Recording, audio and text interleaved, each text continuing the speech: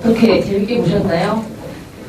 예, 좀 서늘하죠. 날씨도 되게 더운데 이렇게 꼭 무서운 영화는 아니더라도 약간 마음 한구석이 서늘해지는 영화들인 것 같은데요.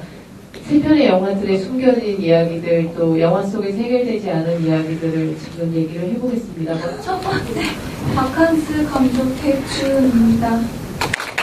안녕하세요. 그 도주의 기간 만든 허정정입니다. 안녕하세요. 하드보일드 지저스 만든 정정환입니다. 그 단편 치고 상당히 긴 러닝타임을 자랑하는데요. 무려 50분이지만 아마 영화를 따라가다 보면 전혀 길다는 생각 없이 이렇게 한숨에 딱 따라가서 보셨을 것 같아요. 그 하드보일드라는 단어와 지저스라는 단어가 참 안 어울리는 조합이잖아요. 근데 감독님이 이게 장르적인 애초에 구성을 좀 하시려고 마음을 먹었다는 생각이 들기도 하는데, 그 어떤 영감을 받은 소설이라든가 이런 이야기 구조 같은 그 장르적인 구조에 대한 이야기들을 좀 먼저 듣고 싶네요. 생각하고 있었던 제목인데요. 하드보일드라는 게 사실 장르적으로도 해석될 수 있지만 어떤 의미를 쫓아가다 보면 되게 비정한 이런 비열한 좀 되게 냉철한 냉정한 이런 뜻으로 또 쓸 수도 있는 것 같아요. 이제 그 단어와 그 예수라는 단어가 충돌하잖아요.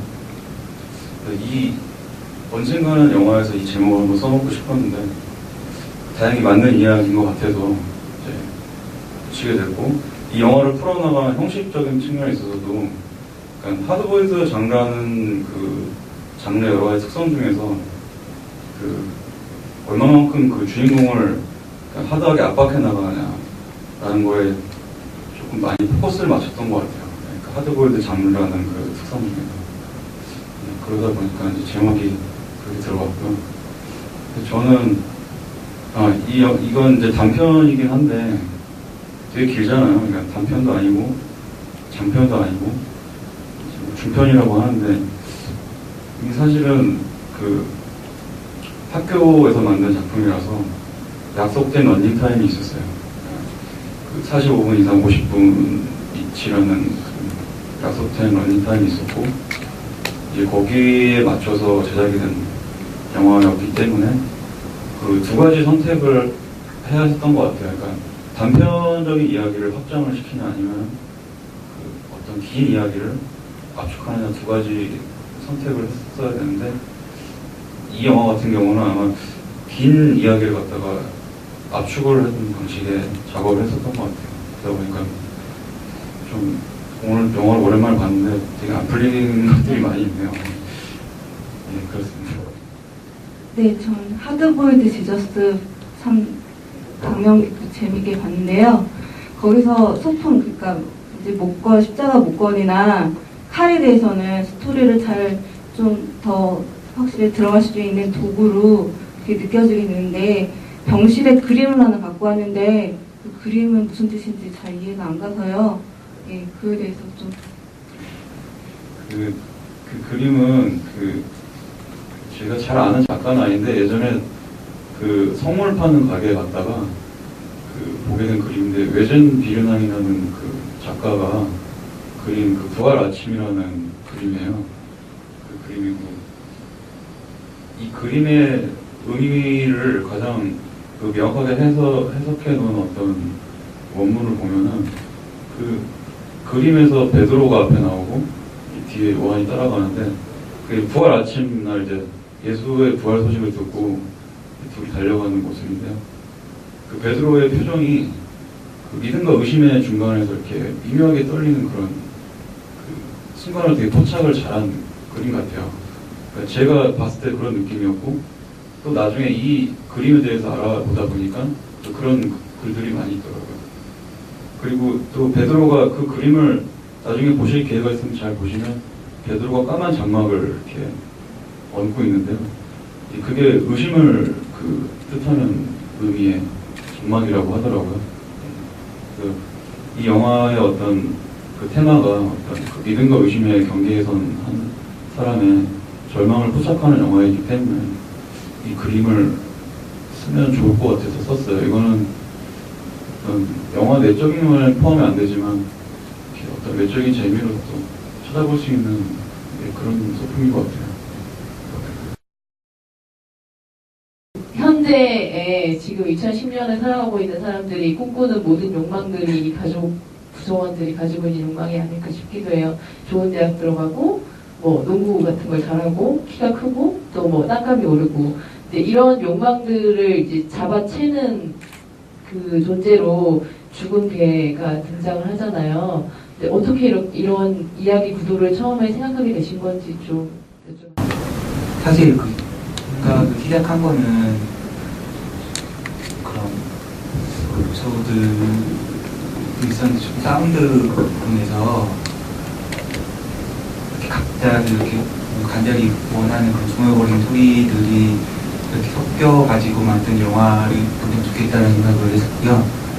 그리고 그거하고 달리 또 성적이 안 오르는 자식이 있는데 그 이유를 알 수 없는 부모님에 대한 얘기를 생각하는 게 있었는데 그 두 개가 놓여지다 보니까 또 다른 그런 욕망들의 그런 소리들이 뭐가 있을까 하는 기도나 뭐 그런 것들이 이렇게 놓여지면서 나온 영화인 것 같습니다. 강아지들이 많이 나와요. 그 개시장인 것 같은데 아마 식용으로 팔려나갈 개들, 그 사육되는 개들인 것 같은데 그 강아지들의 서글픈 눈빛도 있고 애견 그 샵인가요? 병원인가요? 거기 있는 강아지들의 모습도 있는데 참 그 강아지들이 그 애완견이라는 게 일상적으로 이제 모든 사람들이 쉽게 마주치지만 그 버린 강아지, 내가 버려놓고 이제 모른 척 했던, 근데 죄의식이 한 부분으로 남아있는 강아지라는 모티브는 사실 많은 사람들이 또 잊고 싶어 하는 부분일 것 같기도 한데요. 그거는 어떤 그 의미로 개라는 것을 가지고 왔는지도 좀 궁금해요. 약간은, 그래서 저는 종교나 그런 것처럼 이제 이유를, 왜 그렇다는 이유를 찾다 보니까 그때 비슷한 얘기가 사라졌었고, 그래서 걔 때문이다라고 약간 좀 잘못된 방향으로 가는 듯한 느낌의 그런 감정을 생각해서 이제 이렇게 들어온 거고요. 어머니가 돌아가시고 딸이 먹는 이야기잖아요. 근데 참 중요한 영화의 중요한 고리가 어머니와 딸의 관계인 것 같아요. 정말 친밀하면서도 약간 낯설고 나랑 가장 잘 아는 사람인 것 같지만 조금 낯선 존재로 느끼는 그런 그 어머니와 딸의 관계에 대해서 감독님이 하고 싶었던 이야기가 어떤 것인지 좀 여쭤봐도 될까요? 이 영화. 저희 어머니가 연세가 아무래도 많으셔서 엄마가 떠나갔을 때 제가 빈자리를 어떻게 극복할 수 있을까 생각하다가 또 엄마가 고소공포증까지 있으세요. 네, 그래서 엄마가 돌아가셔도 계속 제 곁에 유령으로 남아 계실지도 모르겠다는 소망에서 만들게 됐습니다. 어머니가 떠나간 뒤에도 딸이 이제 똑같이 어머니 자리에 들어가서 그런 가족의 무언의 압박이라든가 이 그 좀 숨막히는 가족에서 똑같은 자리에 위치에 설 수밖에 없다는 게 좀 서글픈 결말이 아닌가라는 생각이 드는데 혹시 어떻게 생각하시나요? 감독님 애초에 그런 약간 답답한 분위기를 전달하고 싶었던 건가요?